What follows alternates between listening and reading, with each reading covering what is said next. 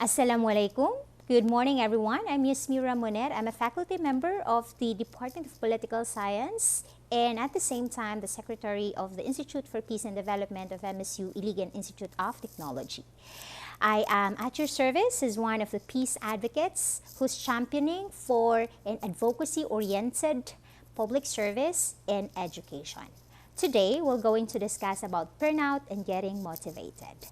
In our very technology-driven, social media oriented, fast-paced environment, many would say that burnout is really one of the very common diseases that we all suffer from. And, you know, I'm not exempted. As a peace advocate, I'm always out there, being with the community, engaging, and at the same time, we also felt like, what's the meaning in all this? Like sometimes we feel so mentally, physically, and emotionally drained, feeling like, do we have a purpose now? Like, is there a sense of meaning in all this?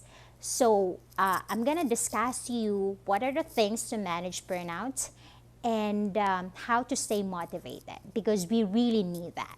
First things first, why do we experience burnout? Well, first, it's a product of a prolonged stress that eventually it slaps us in the face. It reduces our productivity, and worst, it gets so hard to wake up in the morning. So to be able to manage that, we should be able to detect early signs of burnout. First is that we find our life meaningless. We don't find meaning in what we do. Second is that it's very difficult to wake up in the morning, get out of bed. We felt like we're so lazy and all that. Third is basically when we isolate ourselves and withdraw from conversations. And fourth is when we felt like everything is cynical, or even we feel resentful. But then, of course, when we recognize that it's a problem, then eventually there's a solution to it. So as a way of a life hack, because that's what I do, and I could only speak from experience, is first you need to reconnect with yourself, with your innermost being, and try to meditate. And for me, the best thing I do is to pray, because we are said to be people of faith, and we always see that in all this there's a higher being in control. We could always be in control of our own emotions, so let not our emotions control us. So it's very important that we take charge of our own emotions.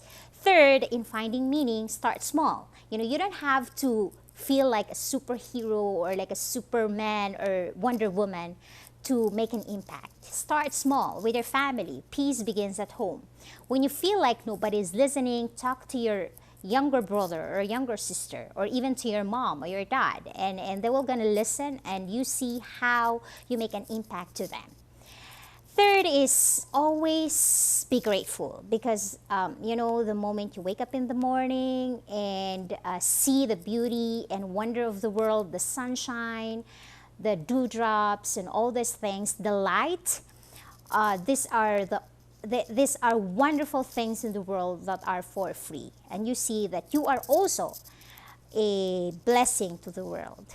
And very, very importantly is to make social change as one of your life peg, that you are here for a reason, and you are part of that reason, is to be able to seek for significance and not really just to chase success.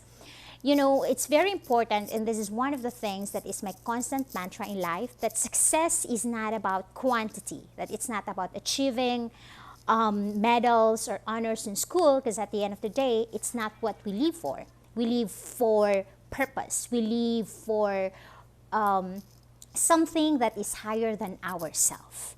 And when we are able to do that, then that's where you can see and feel and really be able to find success, not just personally, professionally, but even socially. And that's very, very important. Recognize that you don't have it all, but you have something within you that can make a ripple effect to the world.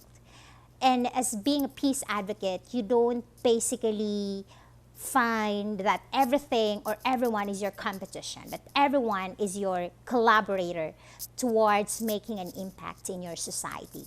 And here in our society today, where everything is interdependent, everything is basically attached to one another, you have to detach your own ego so that you could find meaning to everything that is connected, like nature, your peer, and yourself.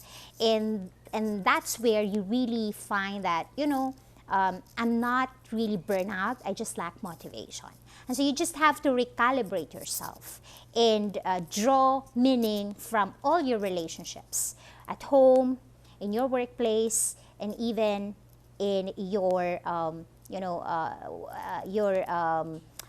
occasional meetings and networks. And it's very important that while most of us stay connected online, that we also have to find connections offline, and that's very, very important.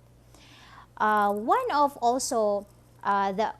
the things personally that I do to feel motivated is to always find joy in small things, because sometimes small things are the big things, spending quality time with family, just hanging around with them.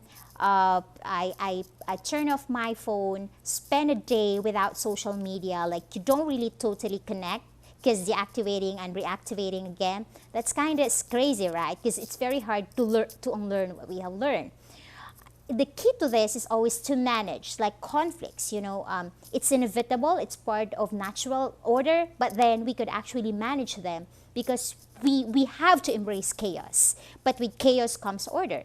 And so once we are able to manage the chaos inside of us, then naturally we can manage the chaos from without, like our environs. So it's very, very important, because I think motivation per experience stems from the fact that we need to anchor our goal to something that keeps us motivated. And for me, what keeps me motivated is when we find happiness because we are able to serve others, our significant others. That when we see children smiling at us, or when we see our fellows saying thank you for spending our time with us. For me, these are small things, but these are actually the essentials. These are the big things that we oftentimes ignore because we are so we're so preoccupied with finding happiness in material things. But I tell you, I'm not rich with money, but in terms of experiences, we at least we are able to enrich that in our lifetime. And that's my life goal.